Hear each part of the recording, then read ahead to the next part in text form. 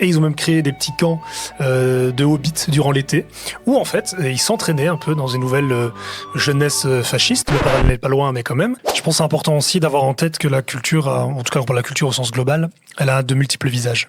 Et je vais prendre quelques exemples sur l'interprétation, par exemple, de l'œuvre de Tolkien, sur Le Seigneur des Anneaux, qui, moi, dans ma perception, je l'ai toujours perçu comme un écologiste, un peu, voilà, les elfes, c'est les gentils, etc. Dans une vision, on va dire clairement plus de gauche, plus de solidarité, etc. Et donc, je vais avoir cette vision je vais projeter mes propres valeurs sur cette œuvre. C'est peut-être ça qui fait la grandeur d'une œuvre aussi, c'est que chacun peut projeter ses valeurs et s'y retrouver. Mais il faut savoir que l'extrême droite italienne s'est emparée de ce truc. Et ils ont même créé des petits camps de hobbits durant l'été, où en fait, ils s'entraînaient un peu dans une nouvelle jeunesse fasciste, le parallèle n'est pas loin, mais quand même, autour de cette question du Seigneur des Anneaux, en faisant une espèce de rôle où en fait, les orques, les méchants, c'était les étrangers. Et vraiment, sous un délire autour de ça. Et donc, en fait, c'est particulièrement inquiétant qu'il y a l'appropriation culturelle, en fait, qui est vraiment en cours, qui date déjà...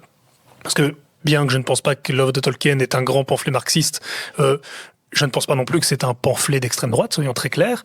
Eh bien, ils s'en sont emparés et ils arrivent à tordre le propos pour faire contagion de leurs idées.